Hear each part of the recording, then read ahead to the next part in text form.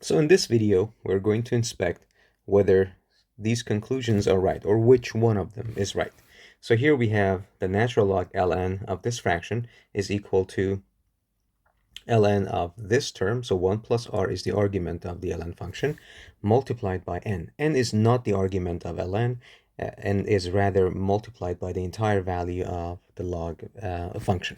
Now, here we divide both sides by this term, and as soon as we do that, we get this equation here. Now, the question is that, is this conclusion right? Well, this conclusion is right because we are allowed to divide both sides by any number that is non-zero. So for ln of 1 plus r to be non-zero, knowing that ln of, so remember that ln of 1 is 0, means that r should be a value which is not 0. And that is sort of given up the question because the interest rate is rarely 0, or we can just set aside the case that r is 0. Now, so here comes this piece.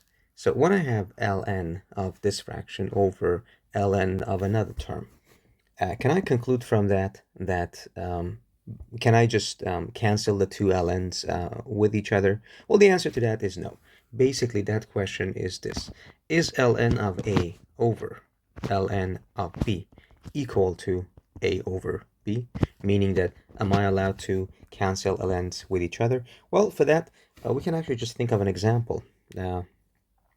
This is not a rule, and to prove that this is not a rule, we can just find one counterexample. One counterexample is just enough to do that. Now,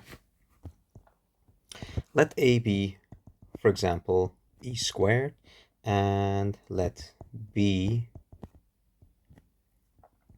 be e to the power of, let's say, 1. All right?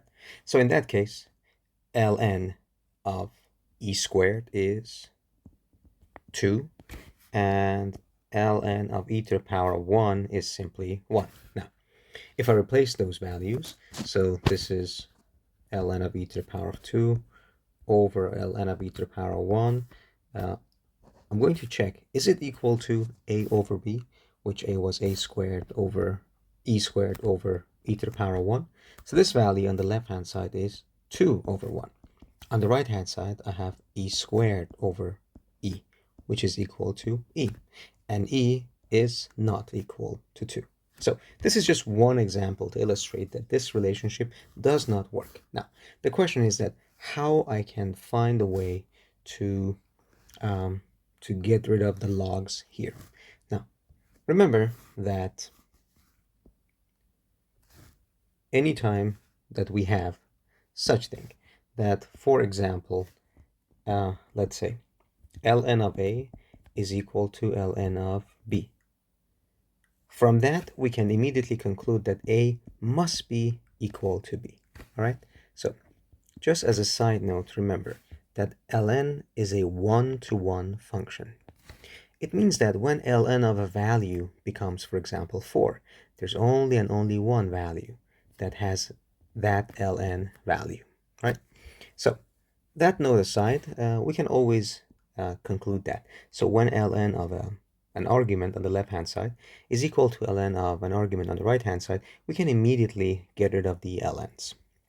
So in that case, the ln's, quote-unquote, cancel each other. Now, here's the case that we have.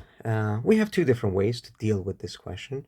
So we can say that when ln is multiplied by n, remember that ln of a to the power of n is nothing but n multiplied by ln of a. So that's the rule that we have, which is basically a derivative of the rule that ln of a times a is equal to ln of a plus ln of a.